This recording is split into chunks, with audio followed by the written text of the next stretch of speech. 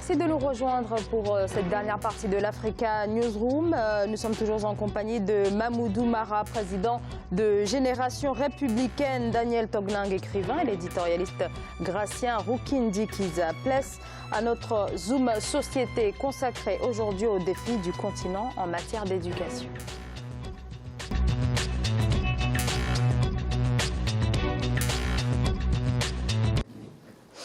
Et les chiffres révèlent un véritable drame. Aujourd'hui, plus de 200 millions d'enfants à travers le monde ne peuvent pas aller à l'école. Toute une génération sacrifiée. En Afrique, ils sont plus de 33 millions à ne pas avoir accès à l'école élémentaire. Les défis de l'Afrique dans l'éducation, une question qui était justement au cœur de la conférence du Partenariat mondial pour l'éducation ouvert ce jeudi à Dakar. Wandiam Valentin Compaoré, Siamlo Victoria Sedji. Dakar, capitale mondiale de l'éducation. La mégapole sénégalaise abrite du 1er au 2 février 2018 la conférence de financement du Partenariat mondial pour l'éducation. Des décideurs politiques, des acteurs du secteur de l'éducation, la société civile, mais aussi des partenaires au développement s'y rencontrent pendant 2 jours.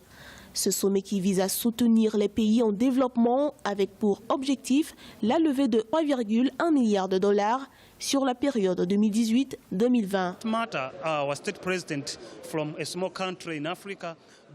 C'est intéressant que notre président soit champion des GPE. Le chef de l'État fait beaucoup d'efforts pour promouvoir l'éducation. Il y a plusieurs initiatives dans ce sens. L'épouse du président s'implique chaque jour dans la promotion de l'éducation des jeunes filles. Nous pensons qu'avec ce type de leadership, l'Afrique s'impliquera davantage pour une meilleure éducation.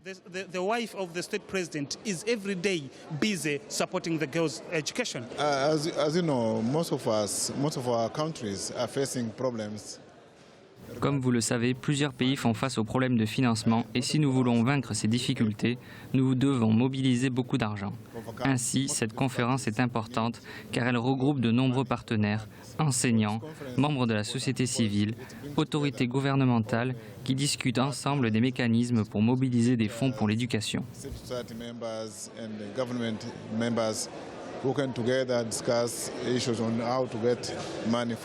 Dr Deloa Bakeli, dite la reine-mère, une afro-américaine, est à la tête de la fondation New Future Foundation, une organisation qui s'investit dans le perfectionnement éducatif, des subventions mais aussi des programmes culturels pour les jeunes, les adultes et leurs familles. Présente à ce sommet mondial sur l'éducation, sa fondation lance une pétition, 1 million de voix pour l'éducation.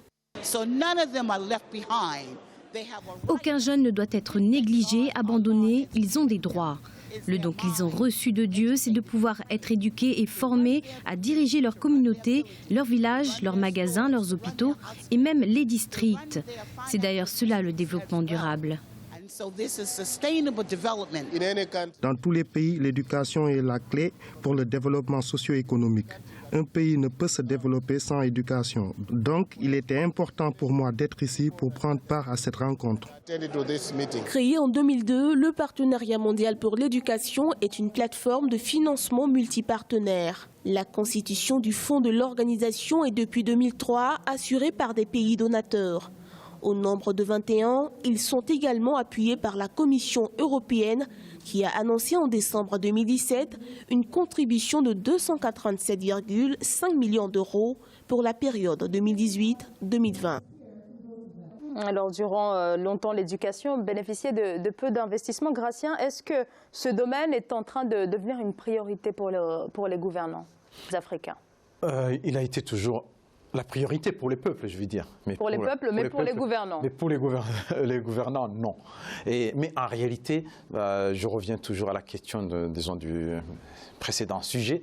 On ne va pas demander pour l'éducation jusqu'au collège.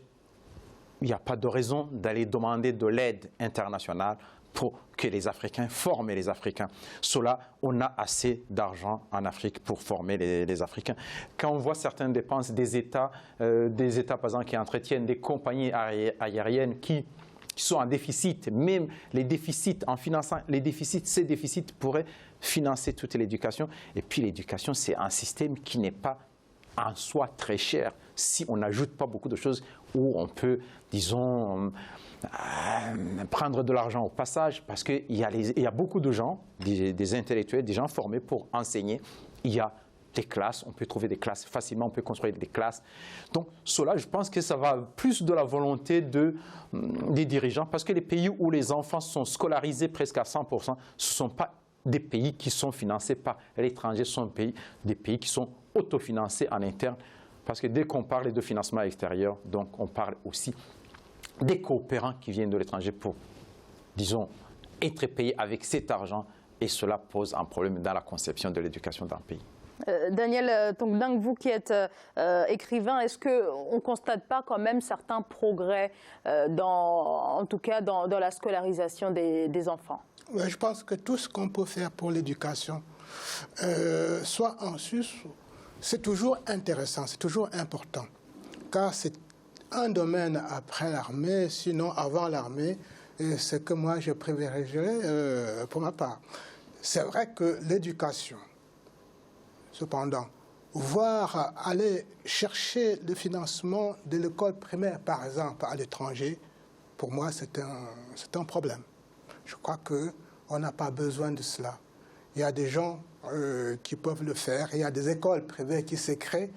Alors, il faut les payer aussi, les écoles privées. Il faut le payer, et ça se fait dans certains pays. Et je pense que le gouvernement pouvait soutenir ces écoles-là, ces initiatives, sans faire recours à l'étranger. Ça, c'est possible. Il y a certains États, bien entendu, qui ont besoin de cela. Mais c'est la jeunesse. Il faut bien investir sur la jeunesse, c'est l'avenir. Et il n'y a pas que l'école primaire, secondaire, il y a aussi l'université, parce que l'éducation ne s'arrête pas au collège, ne s'arrête pas au lycée, elle va jusqu'à l'université aussi, parce qu'il faut des bibliothèques, il faut investir sur des instruments de recherche. Et j'ai eu la chance de rencontrer une équipe de recherche en littérature à l'Université de Caen. Ils font du bon boulot, mais pour publier les actes de séminaires, c'est tout un problème. Il faut leur faire du financement. Je crois que l'éducation, c'est de la maternelle jusqu'à la recherche, jusqu'aux instituts de recherche. Mamoudou Mara, vous aussi, vous déplorez le manque de financement. Je trouve cela catastrophique, qu'on puisse aller tendre la main comme des mendiants pour demander de l'aide pour quelque chose que nous pouvons trouver la solution. Aujourd'hui, Gracien l'a dit tout à l'heure, et le papa l'a dit aussi. C'est quand même déplorable qu'on puisse, à tout bout de champ, que des gens prennent des catalogues et qu'on nous dise tiens, l'éducation est prioritaire pour vous et vous voulez le faire.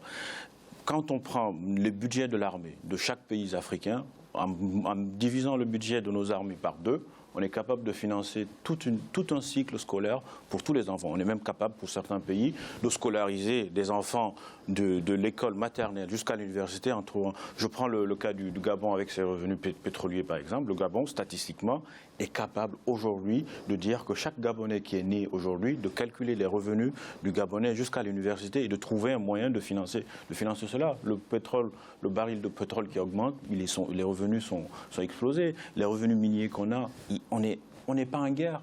L'Afrique n'est pas en guerre, on n'est pas un continent où, il y a certaines parties où il y a des guerres, mais lorsqu'on divise le budget de la défense, on divise certains budgets, on est capable de financer des structures.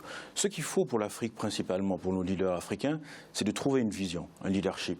C'est d'être capable de dire, voilà, nous avons besoin de ça, ça, ça. Par exemple, ce PME, ce partenariat mondial pour l'éducation, c'est très bien, c'est une excellente idée. Mais ce qui me gêne dedans, ce n'est pas une initiative africaine. C'est pas profondément une initiative africaine.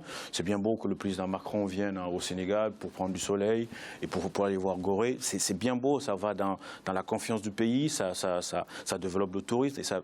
Mais au final, ça ne donne pas à l'Afrique la prestance qu'elle doit avoir. L'Afrique doit réfléchir, trouver des solutions, des voies, comme le dit l'écrivain Felwine Sarr dans son livre L'Afrotopia. Il explique ici ce qu'on peut faire en termes de défis, ce qu'on peut réaliser. J'étais récemment à Accra, j'ai eu la chance de visiter un à Koumassi, il y a un architecte qui a créé quasiment une ville avec la culture africaine. Et je trouvais ça admirable parce qu'il s'est servi de la culture africaine, des problèmes africains, pour trouver une réponse à un problème de logement qui s'opposait à travers les commerces, des épices et un truc comment on appelle ça, il avait mis une case d'arbre à palabre où les gens se retrouvaient pour discuter. Et j'ai trouvé ça vraiment formidable. Il faut qu'on essaye de réfléchir, trouver des solutions africaines pour mieux aller de l'avant. Alors, il y a quand même des progrès, donc il ne faut pas être non plus, on peut pas non plus dresser un constat dramatique, puisque des efforts, donc je viens de le dire, ont été faits. Aujourd'hui, 80% des enfants africains sont en âge d'aller à l'école primaire, sont scolarisés, contre 60% en 2000. Donc, en même pas 20 ans, les efforts sont... Enfin, en tout cas, on est passé d'un cap véritablement à un autre, Gratien. Oui, justement, il y a eu beaucoup d'efforts parce qu'il y a eu beaucoup de mots d'ordre sur l'éducation et la santé. Donc, beaucoup de chefs d'État se sont impliqués. Il y a eu, on voit, il y a aussi la nouvelle génération qui veulent que leurs sœurs et frères aillent à l'école comme tout le monde. Dans beaucoup de pays, il y a l'obligation de faire l'école jusqu'à la fin du collège. Il y a aussi des pays qui ont conçu d'autres systèmes de financement. Il parlait par exemple de l'armée, du rôle de l'armée. Il suffit de réfléchir un peu au niveau de l'armée. On a des militaires qui sont là, qui ne font pas la guerre.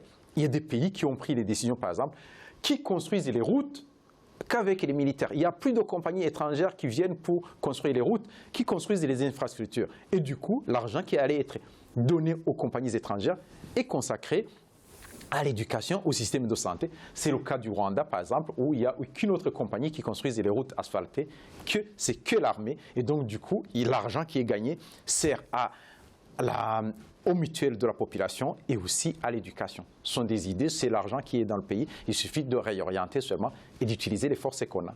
Daniel Togdeng, un dernier mot peut-être en termes de qualité, puisque là on a parlé beaucoup, en tout cas de quantité, mais pas de qualité aussi. Et ça, c'est un défi aussi pour le continent. Bien entendu, il faut que l'éducation soit quantitativement bonne, mais en qualité aussi. Et quelle éducation aussi, parce qu'on pense à l'occidentalisation de l'éducation. Mais il faut aussi penser à l'éducation africaine. Parce qu'il y a des langues qui doivent être apprises, il y a des langues qui doivent être enseignées aux enfants, mais ce qu'on constate aujourd'hui, c'est que les enfants dans les villes, voire dans les villages, oublient pratiquement les langues locales, alors que ce sont pour la plupart certaines qui sont écrites. Et cet héritage-là, on le perd, et ce n'est pas bien. Donc il faut une éducation de qualité autant occidentale que locale. Donc les deux vont de pair. Merci beaucoup à tous les trois. Mamadou Mara, président de Génération Républicaine, merci d'avoir accepté notre invitation. Daniel Togdeng, merci d'avoir été avec nous. Je rappelle que vous êtes écrivain. Gratien Rukindikiza, notre éditorialiste, merci pour votre éclairage tout au long de cette émission. Merci Zara, bonsoir à tous. Merci à vous de nous avoir suivis. À très bientôt dans l'Africa Newsroom.